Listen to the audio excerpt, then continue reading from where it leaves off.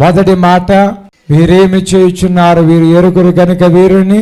రెండవ మాట, నేడే నీవు నాతో కూడా పరదేశులో ఉందము. ఇక మూడవ మాటలోనికి వెళదామండి. మూడవ మాట మన మధ్య ఉన్నటువంటి ఇమానుయేల్ కెవిన్ గారు మూడవ మాటను గూర్చి వారు వాక్యమును అందిస్తారు. చెప్పులు కొడుచు వారిని ఆహ్వానిద్దాం. అందరికీ మర్నాత. మనం మూడవ మాటకి మరి వెళ్దాము. ఎవరన్నా యోహాను సువార్త 19వ అధ్యాయము 26వ వచనం నుంచి 27వ వచనం వరకు చదివి వినిపించండి. యేసు తన తల్లియు తాను ప్రేమించిన శిష్యుడును దగ్గర నిల్చుండడం చూచి, అమ్మా ఇదిగో నీ కుమారుడు అని తన తల్లితో చెప్పాను. తరువాత శిష్యుని చూచి, ఇదిగో నీ తల్లి అని చెప్పాను. ఆ గడియ నుండి ఆ శిష్యుడు ఆమెను తన ఇంట చేర్చుకునేను. ఒక చిన్న ప్రార్థన చేసుకొని మన వాక్యంలోకి వెళ్దాం. మహాపరిశుద్ధుడైన తండ్రి, మీకే లెక్కలైన వందనాలు ప్రభువా. తండ్రి, మరి మీరు సిలువలో చెప్పిన ఈ మూడో మాటని కోసం ఇప్పుడు మేము వినేటప్పుడు మీరు మాకు తోడుగొనండి తండ్రి, నడిపించండి తండ్రి. నన్ను మీ చేతులకు అప్పగిస్తున్నాను తండ్రి. మీ బూరుగా వాడుకుంటున్నందుకు మీకు వందనాలు తండ్రి. అలాగని ఇందులోంచి మరి మేము నేర్చుకునే ఆ మాటను మా జీవితంలో అమలుపరచుకోవడానికి మీరు సహాయం దయచేయండి తండ్రి. యేసు నామములో ఈ చిన్న ప్రార్థన మీ పాదాల చెంత పెడుతున్నాను తండ్రి, ఆమేన్. అయితే మనందరి జీవితాల్లో ఇక్కడ ఎంతమంది మ్యారేజ్ అయిన వాళ్ళు ఉన్నారు? ఒకసారి చేతులు ఎత్తండి. సో మీ అందరికి కూడా మరి పిల్లలు ఉన్నారు కదా, పిల్లలు పుట్టారు కదా మీ అందరికి కూడా. సో మీకు పిల్లలు పుట్టినప్పుడు మీ ఎక్స్పీరియన్స్ ఏంటి? అసలు అంతా చాలా హ్యాపీగా వెళ్ళిపోతుందా? మీ పిల్లలతో ఎటువంటి ఇబ్బందులు లేకుండా అంతా చాలా హ్యాపీగా, ఏ ఇబ్బంది లేకుండా, అసలు మీ బాబు ఎటువంటి తప్పు పని చేయకుండా లేదా మీ పాప ఎటువంటి తప్పు పని చేయకుండా రోజులు అనేది లేదా సంవత్సరాలు అనేవి గడిచినాయా? ఎంతమందికి ఇక్కడ 25 సంవత్సరాల పిల్లలు ఉన్నారు? 25 years old పిల్లలు. ఓకే, చాలామందికి ఉన్నారు. సో 25 సంవత్సరాలు మీ పిల్లల్ని మీరు చూస్తుంటారు కదా, ఎలా ఉన్నది వాళ్ళతో లైఫ్ అనేది? సో ఇందులో మనం చూసుకున్నట్లయితే నేను ఎందుకు ఆ మాట మీకు అడుగుతున్నానంటే, ఇక్కడ యేసు ప్రభు వాళ్ళ తల్లిగారిని ఏం మాట చెప్పారు అక్కడ? ఇదిగో కుమారుడు. ఎవరా కుమారుడు ఇంతకీ? యోహాను. సో యోహానికి అక్కడ యేసు ప్రభు తల్లిని యోహానికి అప్పగిస్తున్నాడు. ఇప్పుడు యోహాను ఏం బాధ్యత తీసుకుంటున్నాడు? మరియమ్మని ఒక తల్లి బాధ్యతగా తీసుకుంటున్నాడు. ఆ చివరిలో చూస్తే యోహాను తల్లిని వాళ్ళ గృహానికి తీసుకెళ్ళినట్టు కూడా మనకు అక్కడ కనిపిస్తుంది. అయితే అందులో మనకి ఏంటి మనం అంటే సారాంశం తీసుకోవాలంటే, లవ్ ఆఫ్ ఎ సన్, ఒక కుమారుని యొక్క ప్రేమ ఎట్లుంటుంది అనేది మనం అక్కడ చూడొచ్చు అనమాట. అక్కడ సిలువలో ఆయన ఉండగా ఎన్నో కొరడాల దెబ్బలు తిని, కాళ్ళకి చేతులకి మేకులతో కొట్టబడి, అలాగే సిలువ మీద నెత్తి మీద ముళ్ళ కిరీటం పెట్టబడ్డారు.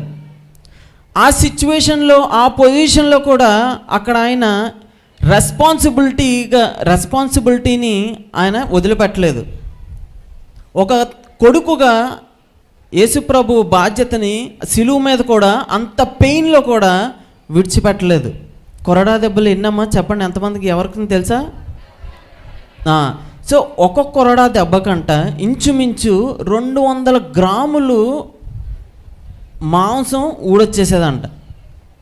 మనకి బండి మీద వెళ్తూనో సైకిల్ మీద వెళ్తూనో కింద పడితే ఎవరన్నా వచ్చి దెబ్బ తగిలింది ఏంట్రా అని అడిగితే, అంటే దెబ్బ ఎలాగుందని అడిగితే మనం ఏం చెప్తాం? నీకేం తెలుసురా బాధ. మన బాధ కోసం మనం ఆలోచిస్తాం, కానీ ఎదుటోడు కోసం మనం ఆలోచించేంత సమయం ఇయ్యం. మన నొప్పి కోసం, మన కోసం ఏం చేయాలి, ఏం చేస్తే తగ్గుతుంది అని ఆలోచిస్తాం, కానీ ఎదుటోళ్ళ కోసం కానీ మన కోసం హెల్ప్ చేసే వాళ్ళ కోసం మనం ఆలోచించాం. అంతా తగ్గిపోయాక అప్పుడు పలానాడు హెల్ప్ చేశాడు, థ్యాంక్ యూ చెప్దాం అని ఆలోచిస్తాం. కానీ ఇక్కడ ఈ సిచ్యువేషన్లో యేసు ప్రభు వారు సిలువ మీద నుండి ఆయన రెస్పాన్సిబిలిటీని ఫుల్ఫిల్ చేస్తున్నారు. ఏం రెస్పాన్సిబుల్గా? ఆయన ఒక కొడుకుగా ఆయన యొక్క రెస్పాన్సిబిలిటీని అక్కడ ఫుల్ఫిల్ అనేది చేస్తున్నారనమాట. ఆ తర్వాత మనం సిలువ మీద ఉన్న కొడుకుని చూసాము. ఇప్పుడు ఉన్నది నెక్స్ట్ పొజిషన్లో తల్లి. బాధపడుతున్న ఒక తల్లి ఎక్కడున్నారు? సిలువ దగ్గర ఉన్నారు. ఆవిడ పుట్టినప్పుడు అంటే యేసు ప్రభు వారు పుట్టినప్పటి నుంచి చనిపోయినప్పటి వరకు కూడా ఆవిడ యేసు ప్రభుతో ఉంటూనే ఉన్నారు.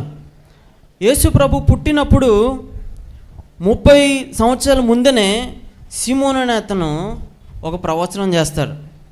లూకా సువార్త 2:23 ఎవరైనా చదువుతారమ్మా ఒకసారి?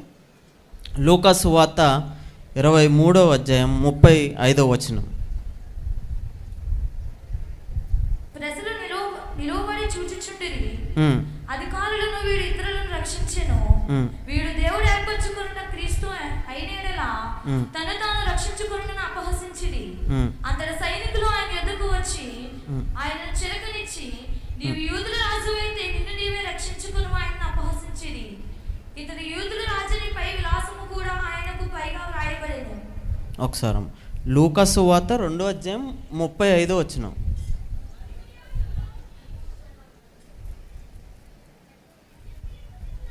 మరియు నీ హృదయంలోనికి ఒక ఖడ్గము దూసుకుపోవునని ఆయన తల్లి అయిన మరియతో చెప్పెను. మరియ ఆషేరు గోత్రికురాలను పనూయేలు కుమార్తె అయిన. చాలమ్మా.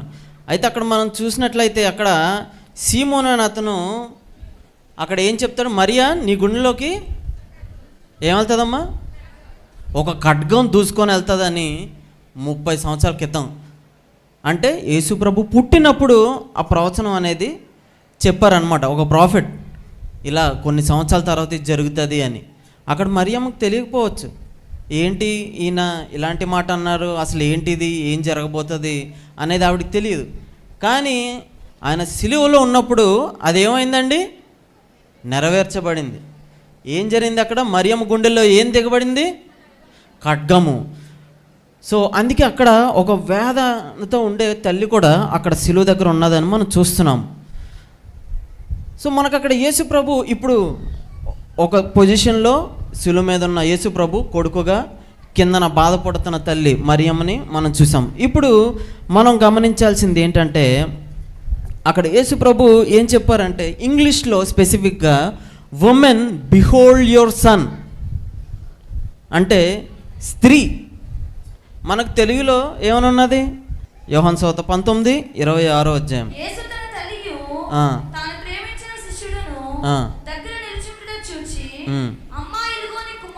చాలమ్మా. అమ్మ ఇదిగో నీ కుమారుడు అని చెప్పాడు అక్కడ యేసు ప్రభు. అక్కడ అమ్మ అంటే మదర్. కానీ ఇక్కడ దేవుడు ఏం చేస్తున్నాడంటే నా రెస్పాన్సిబిలిటీ ఇక్కడతో ఫినిష్ అయిపోయిందని ఇంగ్లీష్లో స్పెసిఫిక్గా ఉమెన్ అని రాశారు. దాని ఒరిజినల్ ట్రాన్స్లేషన్ ఏంటంటే స్త్రీ ఇదిగో నీ కుమారుడు అని. ఎందుకు అంటే అక్కడతో ఆయన రెస్పాన్సిబిలిటీని ఫుల్ఫిల్ చేసేసుకున్నాడు. ఆ తర్వాత మనం ఏంటంటే అందులోంచి మనం తీసుకోవాల్సిన సారాంశం ఏంటంటే యేసు ప్రభు చనిపోతూ ఆయన యొక్క తల్లికి ఒక కుమారుడిగా యోహాన్ని అప్పగించి ఆయన వెళ్ళిపోయాడు. యోహానికి ఎందుకు అప్పగించుంటాడు? యోహాన్ ఒక్కడే చాలా సన్నిహితుడు యేసు ప్రభుకి. తర్వాత సిలువ వేసిన సిచ్యువేషన్లో ఏ శిష్యుడు కూడా రాలేదు అక్కడికి, ఒక్క యోహాన్ తప్ప. యోహాన్ ఒక్కడే వచ్చాడు. తర్వాత మనందరికీ అంటే యోహానికి తెలియపోవచ్చు, కానీ యేసు ప్రభుకి తెలుసు ఏంటంటే యోహాన్ ఒక్కడే అందరిలాగా సిలువ మరణం లేదా మార్టైర్ హతసాక్షి అవ్వలేదని. యోహాన్ ఒక్కడే హతసాక్షి అవ్వలేదు. నార్మల్ డెత్ అనేది హతసాక్షికి నార్మల్ డెత్ అనేది యోహానికి వచ్చింది. సో మేబీ అది ఒక రీజన్ కూడా అయి ఉండొచ్చు. సో అది పక్కన పెడితే యోహాన్కి మరియమ్మను అప్పగిచ్చారు. అలాగా అది మనకేంటంటే ఇప్పుడు మనకున్న జనరేషన్లో దేవుడు కూడా అలాగే ఈరోజు ఒక సంఘ కాపరిని మీ అందరికి ఎలా అంటే మీ అందరికీ అప్పగిచ్చారనమాట. సో మీకు మీ చర్చ్కి వచ్చినప్పుడు మీ పక్కన ఉన్న వాళ్ళని ఏమని పిలుస్తారు? విశ్వాసులు, బిలీవర్స్. ఆబ్వియస్లీ విశ్వాసులు మీరు అందరూ. మనం మామూలుగా ఏమని పిలుస్తాం? మా చర్చిలో ఇప్పుడు నా వయసులో చిన్నవాళ్ళు అయితే నేను అక్క, తమ్ముడు, చెల్లి అని పిలుస్తా. నాకన్నా పెద్దవాళ్ళు అయితే అన్న, అక్క అని పిలుస్తాను. మనందరం క్రీస్తులో ఏంటి? సహోదరులు. సో ఏంటంటే యేసు ప్రభు మనందరం క్రీస్తులో సహోదరులం కాబట్టి ఆయన మన మధ్యలో ఇక్కడ ఫిజికల్గా లేకపోవచ్చు, కానీ ఆయన మనల్ని అందరికి కూడా ఒక బ్రదర్ అండ్ సిస్టర్ లేదా మదర్ అండ్ ఫాదర్గా అందరినీ కూడా ఒక చోట మనల్ని పెడుతున్నాడు. అది ఎక్కడంటే సన్నిధిలో అన్నమాట. ఒకటి. రెండోది ఏంటంటే దిస్ ఈజ్ ఫర్ చిల్డ్రన్ అన్నమాట. పిల్లలకి, యవనస్తులకి ఇదేంటంటే మనకు అందరికీ తెలిసిందే, మీ తల్లిదండ్రులను ఏం చేయాలండి? ప్రేమించాలి, ఇంకా నీ తల్లిని తండ్రిని సన్మానించాలి. Honour your father mother parents. అలాగని పేరెంట్స్ని అన్నారు కానీ తాతయ్య నాన్నమ్మని వదిలేకండి. ఎల్డర్స్ అందరినీ కూడా మనం ఏం చేయాలి? హానర్ చేయాలి, గౌరవించాలి. యేసు ప్రభు అది కూడా శిలువ మేంచి మనకు చూపిస్తున్నాడు. ఆయన తల్లిని ఆయన చనిపోయే సిచ్యువేషన్లో కూడా ఆయన అక్కడ ఏం చేశాడు? గౌరవించాడు. అక్కడికి నేను చచ్చిపోతున్నాను, ఇంకా ఆమె ఎలా బతుకుతుందో నాకు ఎందుకు అన్నట్టు వదిలేసేయలేదు. అక్కడ ఆయన ఏం చేశారు? ఒక రెస్పాన్సిబిలిటీగా ఆయన తన తల్లిని ఎవరికి అప్పగించాడు? యోహానుకు అప్పగించాడు. అలాగే దేవుడు మరియని ఎలాగ యోహానుకు అప్పగించాడో దేవుడు కూడా మన కన్సర్న్స్ని కూడా దేవుడు అలాగే జవాబిస్తాడు. అక్కడ యేసుప్రభు శిలువలో ఉంటూ మరియాకి యోహానికి మరియని అప్పగించాడు. అలాగే మన ప్రార్థనలకి లేదా మన అవసరతలకు కూడా దేవుడు అలాగే ఏమి ఇవ్వాలో ఏం చేయాలనేది దేవుడు మనకు చేస్తాడు. ఇప్పుడు చివరికి వస్తే ఇందాక చెప్పుకున్నట్టు ప్రతి ఒక్కరి లైఫ్లో ఒక పర్ఫెక్ట్ పిల్లలు అనేవాళ్ళు ఉండకపోవచ్చు. ఇప్పుడు మరియమ్మ విషయంలో చూస్తే మనకి యేసుప్రభులో ఏమైనా పాపం ఉందా? అలాగని మరియమ్మ మరి యేసుప్రభు గారు చనిపోయే వరకు సంతోషంగా ఉందని ఎంతమంది చెప్పగలరు? యేసుప్రభు గారు చేస్తున్న పనులు ఎంతమంది అడ్డగించారు? దానివల్ల ఎవరిని తిట్టుకుంటారు? పేరెంట్స్నే కదా. ఆయన ప్రసంగం చేస్తున్నప్పుడు కానీ లేదా ఆయన ఆశ్చర్య కార్యాలు చేస్తున్నప్పుడు కానీ ఈ అన్నిటికి ఎవరిని అంటారు? ఒక పిల్లోడు తప్పు చేస్తే ఎవరిని తిడతారు? ముందు తల్లిదండ్రులు తిడతారు. కానీ ఇవన్నీ కూడా మరియమ్మ పట్టించుకోలేదు చివరి వరకు కూడా. ఒక తల్లిగా ఆవిడ బాధ్యత ఆవిడ నెరవేర్చింది. ఒక కొడుకుగా యేసు ప్రభు ఆయన బాధ్యతని సిలువలో కూడా ఉంటూ ఆయన రెస్పాన్సిబిలిటీని నెరవేరుస్తున్నాడు. సో ఇది ఏంటంటే ఆయన యొక్క ప్రేమ ఎలాంటిది అనేది మనం ఆ సిలువలో చూడొచ్చు. ఆయన యొక్క రెస్పాన్సిబిలిటీ ఎలా అనేది మనం ఆ యొక్క సిలువలో చూడొచ్చు. సో దాన్ని మన జీవితంలో మనం అప్లై చేసుకోవాలి. ఏంటంటే ఆయన సిలువలో ఉన్నప్పుడు ఎలాగా ఆ పని చేశాడో మనకు ఆ సిచ్యువేషన్ రాపోవచ్చు. సిలువలో ఉన్నంత నొప్పి మనకు ఉండదు, కానీ మన జీవితాల్లో మనకి ఎంత పెయిన్ వస్తుందో దేవుడు తెలుసు. నేను ఒక ప్రసంగంలో విన్నాను, దేవుడు అంట మనం ఎంత తీసుకోగలమో ఒక పెయిన్ని అంతే ఇస్తాడంట, అంతకన్నా ఎక్కువైతే ఇవ్వడంట. ఎగ్జాంపుల్ మనం యోబుని చూడొచ్చు.